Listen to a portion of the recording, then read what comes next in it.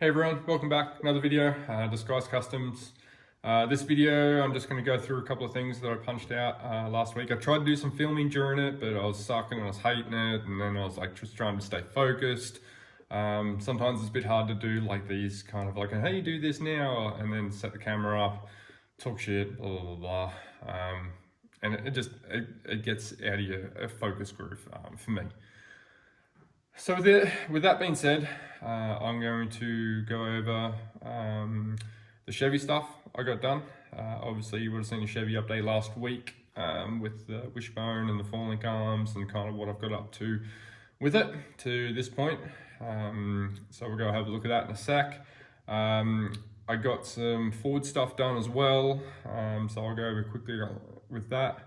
And I'm getting back into the Mazda now, so I'm going to go ahead and get you guys caught up on that so that when updates happen they can sort of make sense with the whole order of videos, timeline order. That's what I was looking for. I should know that for the amount of Marvel movies that we all watch. Without further ado, let's go for a walk in the sardine can. Tripping over everything. A bit tight at the moment, but it is what it is. So you see wishbone is now tucked in place, all on there, lower arms, all there. These fall link brackets. So they're 6mm plate on the sides and they're 5mm plate wrapped on the top to keep all the gussets, keep everything in play and strong. I got some 2-inch OD tube welded to the 6mm plate. There's actually a washer, a 6mm washer inside of here as well. The reason I did the washer is 2 reasons: to help shank the bolts properly, and also by welding that it actually located the 2-inch tube to here central to the bolts. Kind of like one of those little weird things that just like if the tube's off center, I know you don't see it, but this tube is off like completely in the right circle to that, if I explain that right. It's just what I did when I designed it. And I wanted these falling brackets to be floated. I can't remember what I said in the last video, but in this video I'll tell you obviously. I want all the plate work to be floating on tube, that's why I've got tube off this. So there's going to be some tube points, so like diagonal, some triangles, sort of like that, and I'm really freehanding it, so I'm a little bit excited about it because like I do a lot of design, and design's really fun, but at the same time like an instant gratification of an idea which the truck told you what it wanted is equally exciting. So that is why we've got 4 bits of tube hanging on one bracket in the middle of nowhere, and these tubes are actually inside, slide into the boxing plates. That was just number 1, like a bit of strength, and number 2, it really helped locate it during this stage. So yeah, pretty happy with that. Obviously wishbone, fall link arms, they all connect to it, help it all out. I've gone ahead and just tacked the wishbone to the diff, just until I start anchoring all those points in. So I'm kind of using that as a jig as well as the lower arms. These brackets are probably not even permanent, you know, like they're probably going to tell me what they want. That's why I've just got one in to locate the geometry, because obviously I have designed like this part of it on the computer so I can get the geometry and everything right. So that's what's kind of happened on that. Pretty good stage. There's a lot of work in those brackets, you can see, just because when I get everything off the laser cutter, I do have a laser cutter next door, and I'll tell you what, it is the most handiest thing I know so far. Till I get my own, that's what I'm going to be rolling.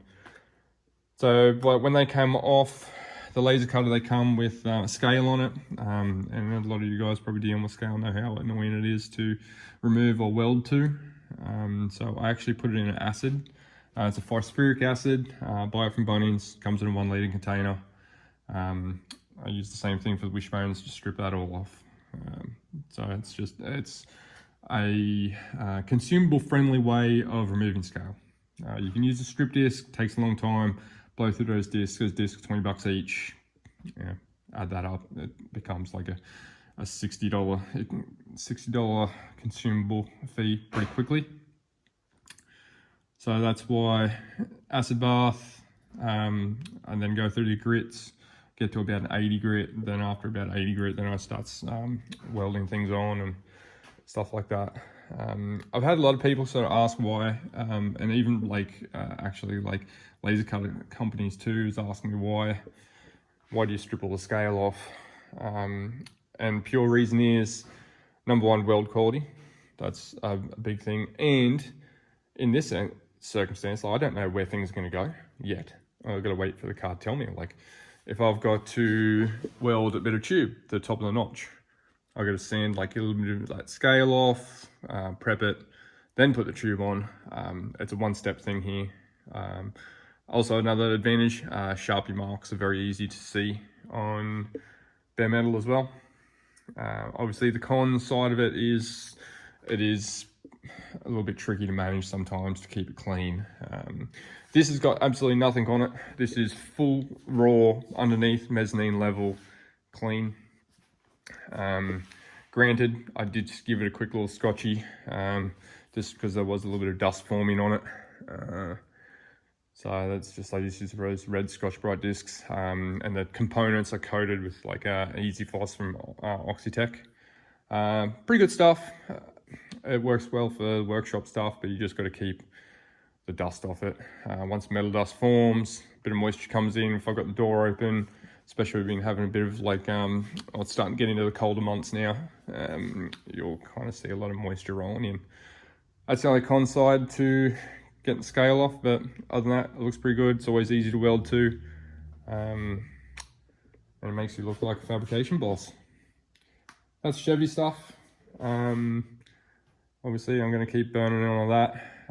Also, before I kind of take away from that too much, so I went and bought these Pipe Masters. They are a contour gauge, just for tube.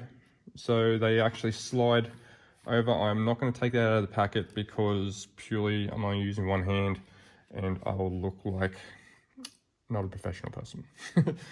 Anyways, so they slide over the 1 3/4 tubing, which is what I'm going to be using through all these, and they contour like with little needles, and then you kind of like slide them over the tube where you want it, and then mark it on the tube, and that gives you the perfect cope. Especially in some of these angles, they're going to be a bit tricky, because it's going to land in this corner, sort of back to this point. So to get that, I bought 2 of those, so I can do one on either end. But there's going to be like a lot of mock-up tubes, which I'm going to use like a cheap nominal bore tube that you can just buy from Metal Shop. So it's not going to be the chromoly getting wasted, because all this is going to be full chromoly, apart from the wishbone and obviously all the mold steel rails. But all the tube work, I just use 4130. It's easy to get for me. And it's not that expensive, like compared to like your CDS tubing and stuff like that. There's not much price difference. And being TIG welding as well, chromoly just welds differently. I can't explain it, but it just welds so smooth, so clean all the time. It's very nice. So I got those, so they're going to be put into play. I just bought them directly from Pipe Master in the States. 2 weeks shipping, like from the States. I think that's pretty reasonable. I think they're like $100 each or something, but there's like whole kits and everything available. You can buy online.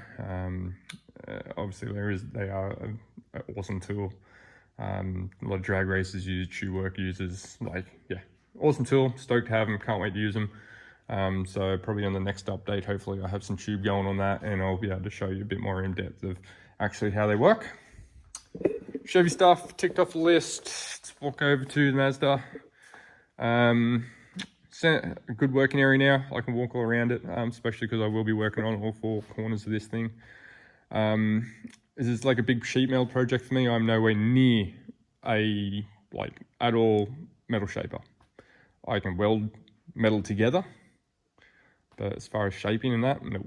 I will never ever call myself a sheet metal shaper. until like I make something ridiculously hard, like a fender or something like that, like a motorcycle fender from scratch, or a fuel tank, or like a motorcycle fuel tank or something like that, something that creates a lot of shrink, a lot of stretch, a lot of hammering, a lot of forming. So at the moment, I'm 100% a welder of metal. That is, that I don't call myself a specialist at all. I think it's weird. I'm just a person that learns every day how to do something better. As you can see, everything's up to the bump position, full bump being suspension compressed, full droop, suspension extended, half travel, half of that self-explanatory. These wheels are a 20. They got a big tire on them. They're like a 40 series tire. We are changing the tires on these, just obviously due to some room restraints. But they are good for the moment because they give me the absolute extreme. So I'm going to use them to kind of get everything where I want it to, and then we'll go ahead and downsize the tires once we get a bit closer to finishing off some things. Haven't touched it in a while. I feel horrible, but I'm back into it now, so I'm pretty happy. As you can see here, the suspension, like the upper arms, I've just pie cut at the moment, and I only did that because I need to get the angle of the ball joint. I'm not going to run spindles on this. I was going to, but I've decided not to, and I'm just going to do a custom set of upper arms. Very challenges with this, just because the bag angle is going to be tricky. That lower arm gets a hell of a lot of angle, like a lot. I'll address that a little bit later when I kind of get my brain into that. But that will happen. So custom arms, half tube blower, might be a full tube blower. Yep, I don't know. I just gotta wait. I'm gonna put an RE7 bag in this as well. I got a bug on my butt to do a 7-inch front end for some reason on a Mini, so I'm gonna do that on this. Because the reason also I don't want to run spindles, because I need the camber, because the offset on these wheels is crazy. I'll show you that in the back, and I'll also explain a little bit further of why I've done the things that I've done. So we are going to have to do a wide body like the rear on the front as well, but I want the wide body to be where the wheel sits at half travel, not here, because I want to keep the Mazda body line going through it, because it's very important to me that I keep the look of the Mazda at the side profile. I don't want to look like another truck, even though it'll be extensively modified, but I just want that flow of the Mazda because it is such an iconic style, and I really like those body lines they put into it. So that's why I need the camber on that. I'll go over to this side now. Obviously it's body dropped as well. It's channel stock floor body drop. So I've moved the cab mounts down, lays full rocker. Obviously it's keeping the stock tunnel, which is absolutely awesome. I can't believe that was even a thing. Obviously the cross members and everything can play. Everything's pretty stock underneath here as far as underneath the cross member and chassis is concerned. So that's why that filler plate's so big. Tub firewall, obviously. The cover rails, they kind of go back into it. This is going to run like some stock back seats, which is cool. Got them upstairs. So stoked to see them on there. Seating position's really good. Doesn't even feel like a body drop truck. I'm going to make a little bit some cover panels to go in here, just to flatten the floor out once the carpet and everything goes on. It's just something I learned. It's a little bit nicer. Getting in and out, and it looks a bit more factory uni. I'm reusing the original seat mounts we just drilled out, and they will go over there. Original seat mounts, obviously at the back, are still in play. I think I just had to trim the seat a little bit to fit, because that rail is pretty close to that bolt hole. It's no biggie. It still fits, stock seats. So it's going to feel very factory in there. I'm pretty excited, obviously, except for the giant ass wheel tubs, firewall tubs. Moving on to the back, we'll go to the suspension first. Triangulated four link, bag on bar. Pretty self-explanatory, really. On the four link on these ones, I wanted to combine the brackets. Sorry about the lighting here, it's I'm kind of in a bit of a dark place and it's outside and I don't want to go outside today. So I wanted to combine the upper falling brackets with the lower falling brackets all in one. So therefore I put a set of heim joints on their side and they kind of go through there. If I can... Oh yeah, there you go. There it is. So that's how I wanted to do that. Obviously it works a bit more like better for strength as well, having it, they kind of work together. They're a lateral locator as well on that angle, so that's pretty nice. They just got like a little bit of a misalignment spacer in it. Everything clears real good. So that is the falling side of things. I still got a couple bits more tube I want to link into the cross member there. Just as an aesthetical thing, kind of like looking from the back, kind of stops and it's like, oh, it just needs one more thing. So I think that will tie it in real nicely. So I'm pretty happy with that. So the shock mounts at the back are all combined in one bracket. So that's bracket on the diff is only one. So there's only 4 tabs on the diff, and that's all I want. So that bracket does upper link, lower link, and a shock mount all in one. Keeps it very simple, and it'll be pretty good. Fuel tank is going to go in this little section here. It's going to be a little alley fuel cell. I'm going to keep it exactly the same, similar dimensions to the Mazda fuel tank, so I can reuse the sender and you know, all the electronics in it, pump and sender and everything. So that'll make it nice and easy for wiring it all up, keeping everything stock and standard. Air tank sits at the back here. I've already got the mounts hanging out. I still do a set of compressor mounts. They're kind of going to chill back here or something, or off the tube, or I don't know. They're going to tell me where they want to go. The tray obviously is so blown out, it's crazy, but this bracing keeps it all square and true while I'm cutting the crap out of it. And then obviously here's the quarter so far. Now the top half from this point to that point is off Isuzu MU, mysterious utility, full word, and then the rest is still Mazda. Keeping with that, I want to keep it look like a Mazda thing. I'm genuinely super stoked with this. Like, it looks so cool as it is, and there's still a lot more work to go to it. I'm going to bead roll this body line back into it. So looking at it side on, it still has that Mazda flow. I've only got one take at that, so I really need to wake up with like the most confidence in the world and the steadiest hands in the world and the most relaxing music ever played, and my tongue very right with everything crossed in my body. That will happen pretty soon, because once that's done, it's getting real close to being tacked on final. As you can see here, because I wanted to get the curve gradual, looking down the side of the truck, as you can see, it's pretty pumped out. I didn't want it to come to like an exact finish and then like make it a corner. I wanted it to still flow.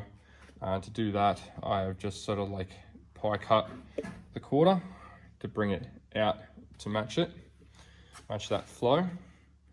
And then what it's done, it's left a little bit of a gap here. Like, that one doesn't look extreme, but it's still going to get a cover, like a new piece folded up for it, just because you don't weld that gap. I don't care.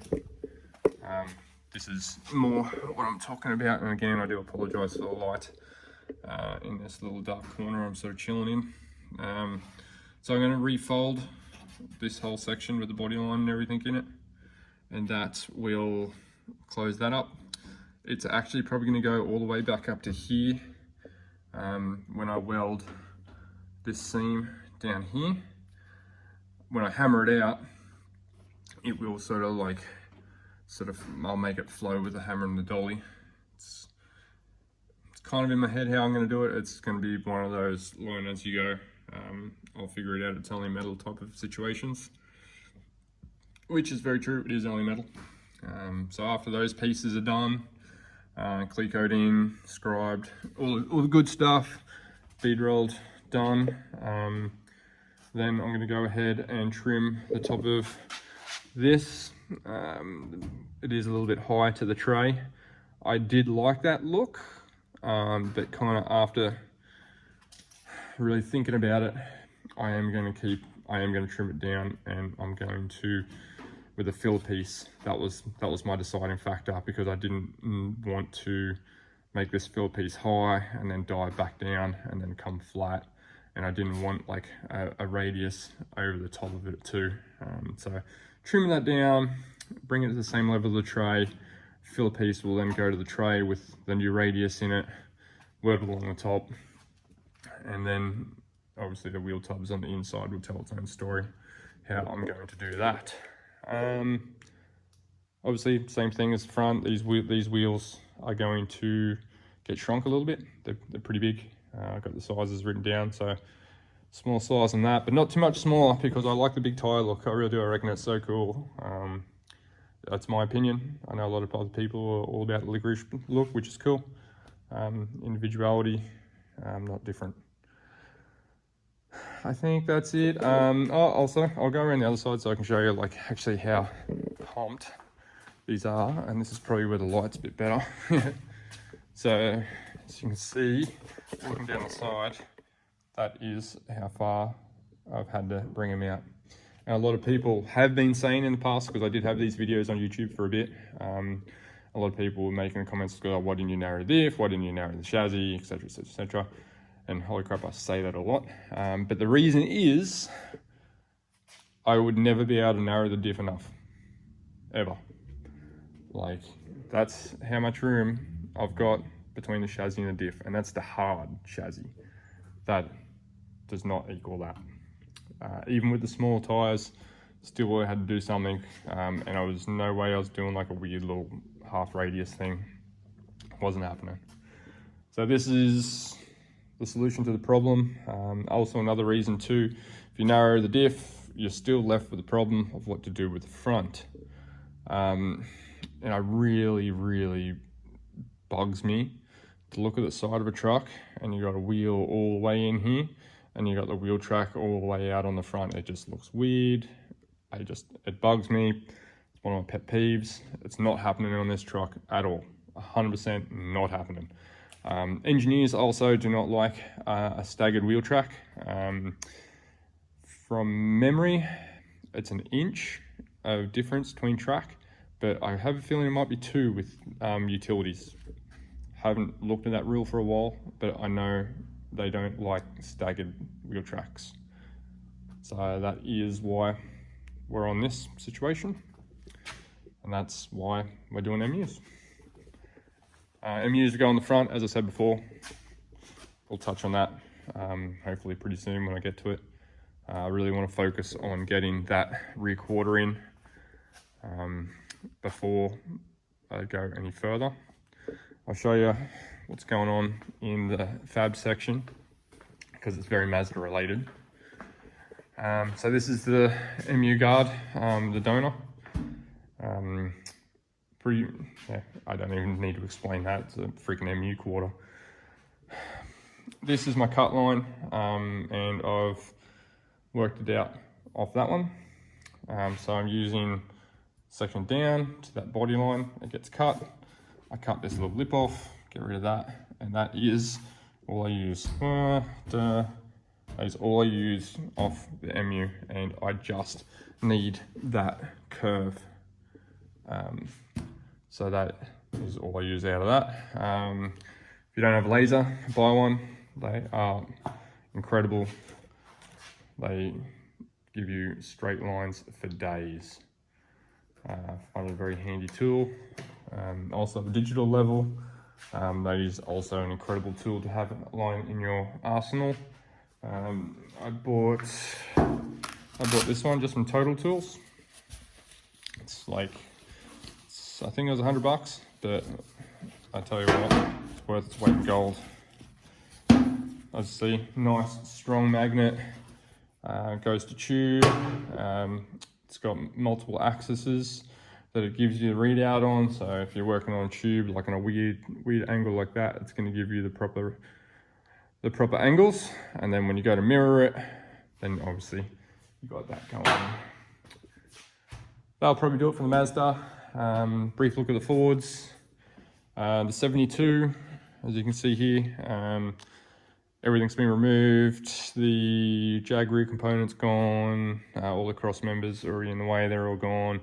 Welded all the holes up in this one too. This one isn't getting a notch.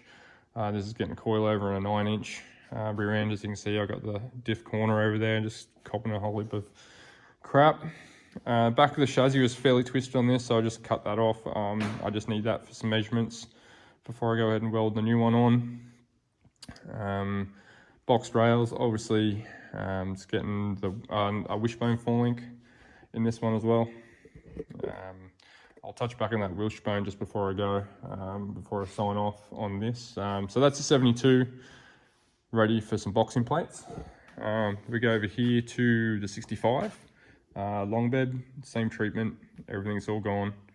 Obviously you can see all the holes still in there from all the rivets.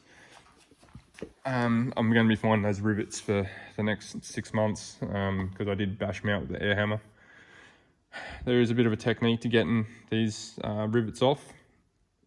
I can't find one here to show you, but they've got like a dome on them, so you've got to grind the dome off as flat as you can, but you still need to retain a bit of the circle so you can see, because you want to be able to put a center punch in the middle of it and then drill a hole in the middle of it, and then you can finally sand it all fully flat and then drill a bigger hole, and then hopefully then it'll be relieved enough you can punch it all the way out.